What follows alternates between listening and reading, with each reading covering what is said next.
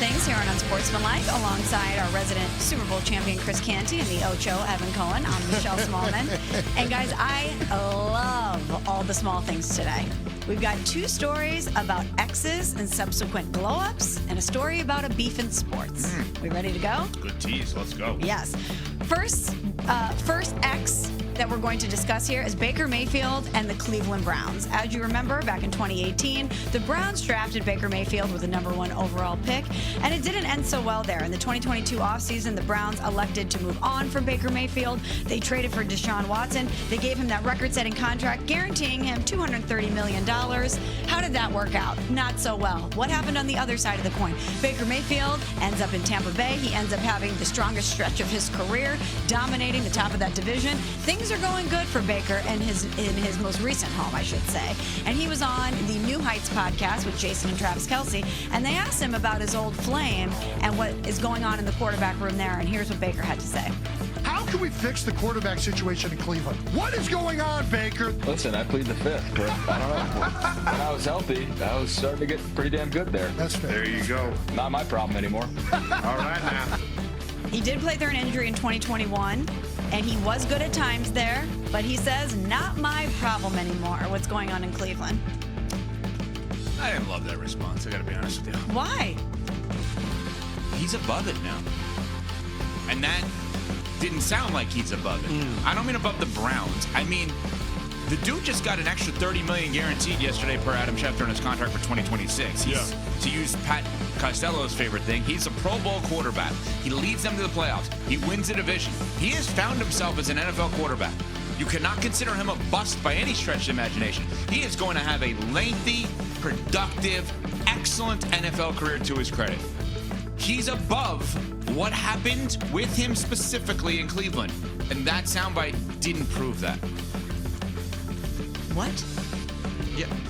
What's He's had success, but it has to make you feel good that the place that you poured a lot into, that said you weren't good enough and moved on from you, is struggling. That has to make you feel good when you have proven yourself right. Hold on. Who's your favorite NFL player all time? Tom Brady. Was Tom Brady ever over the 6 quarterbacks that got drafted in front of him? No, but he was never anti them. Come on. That didn't sound like he was anti. Gio Carmazzi fan. That didn't sound like he was anti-Browns. He just said it's not his problem anymore. He said it's not his problem anymore. Well, that is true. That wasn't anti-Brown sentiment. I think that people conflate the idea that they should have held on to him. They were a mess together. That was a bad marriage. They broke up for the right reasons, and he is the biggest winner. Without a doubt. Quarterback is a problem for Cleveland. Quarterback is not a problem for Tampa. No. The common thread is Baker Mayfield. Understood. They moved on from him. So did the Rams, so did the Panthers. But the Rams and the Panthers didn't draft Baker Mayfield. Understood. The Rams and the Panthers didn't get a playoff win from Baker Mayfield. Cleveland did. Baker Mayfield's awesome. He has become an awesome quarterback. Yeah. The Browns' days are almost borderline irrelevant at this point, in my opinion. So basically, in that former union, he can look at the Browns and say, it was you, not me. Yeah, no but doubt. here's the thing. You never get over that as a player. No, of course not. The Dallas Cowboys didn't pay me when I was over my rookie contract. That is something that I still carry with me. Like, that bothers me. It doesn't, it's going to be something that motivates you. Of course. I don't think that's a problem. I actually think that's a good thing where players can channel that frustration into something that's constructive. And clearly that's what Baker has done in Tampa. Well, so again, I struggle to see where the problem is with what he said yesterday. And to your favorite player, Tom Brady, he always used that list of quarterbacks that went before him as a reminder, as motivation to keep pushing, to keep getting better. I don't understand why you're criticizing Baker for doing the same. I'm just saying I didn't love the comments. That's it. Okay. Well, speaking of channeling that frustration and that anger into doing better, how about your boy Luka Doncic, who is looking... You were taking out your energy with your one hand from the next. Yeah. Then you did the flipping of the fingers thing. There was a lot of hand motions. Stephen A. got you riled up, which is the point of First Take, weekdays 10 a.m. to noon Eastern on ESPN. And Stephen A. had this to say about Aaron Rodgers and the way in which he is judged by fans and media.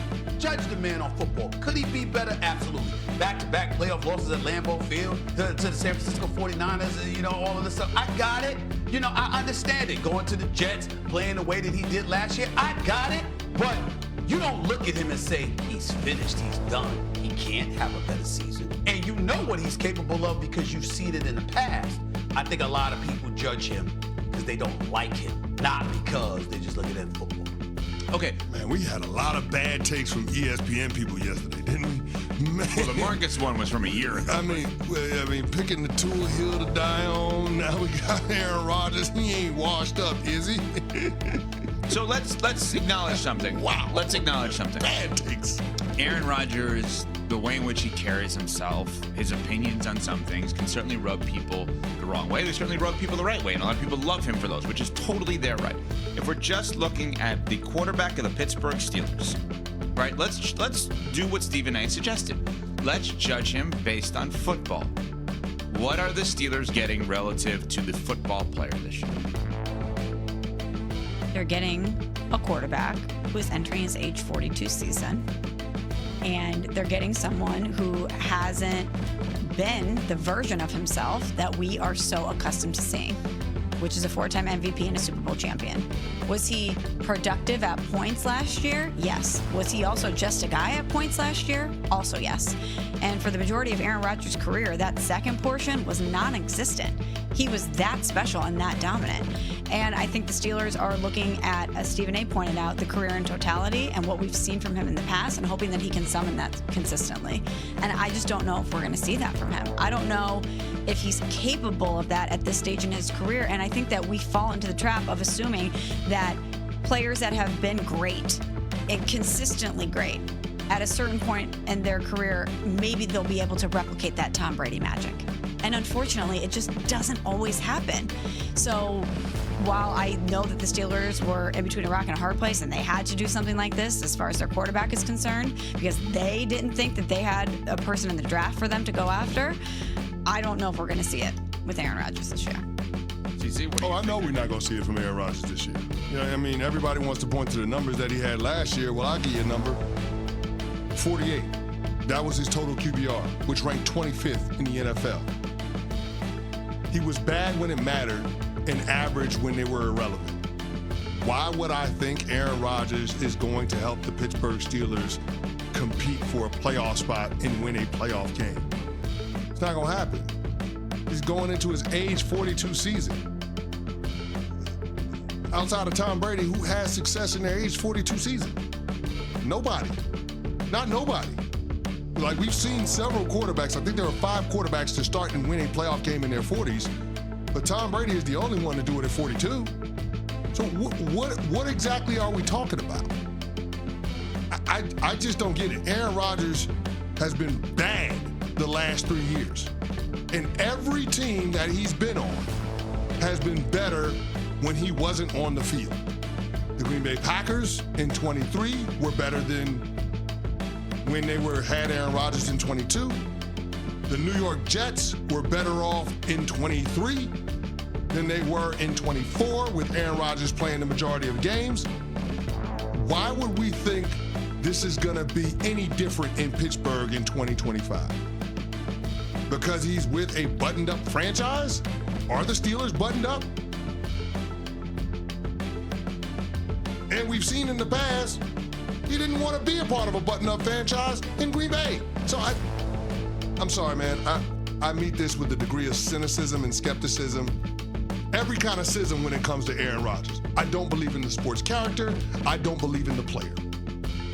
And it might come off as a bit harsh, but that's based on everything we've seen for the better part of the last half decade.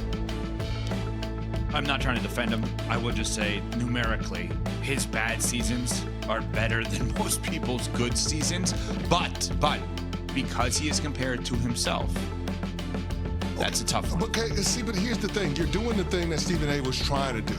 And the empty calorie stats are not something that impresses me. So just because he has 3,900 yards passing, 28 touchdowns to 11 picks, that doesn't mean he had a good season, I know. I agree. There's a lot of touchdowns when the game was out of reach. I mean, we'll know over the first 8 or 9 games whether he has something left. We We won't need that long is what I'm trying to explain to you. How many games before you'll know after week 1, sir. You'll know after week 1 against the New York Jets, which has been a top 5 defense over the last 3 years. And that's not going to fall off because they got a defensive-minded coach in Aaron Glenn who's a hell of a guy and a hell of a program builder. He's been a part of a lot of Bill Parcells' manufactured programs. So I don't think Aaron Rodgers is capable of being able to lift a franchise again. I don't think Aaron Rodgers is capable of being an average quarterback. That's where I'm at with this thing. Last year was proof. Last year was evidence. He played in 17 games. He was not average. Bo Nix was average last year. The Denver Broncos were in the play. Bo Nix was average. Sam Darnold was average. Baker Mayfield was average. I don't think Aaron Rodgers is capable of that anymore. Coming up, all the small things. Next, we're on Sportsman Like presented by Progressive Insurance.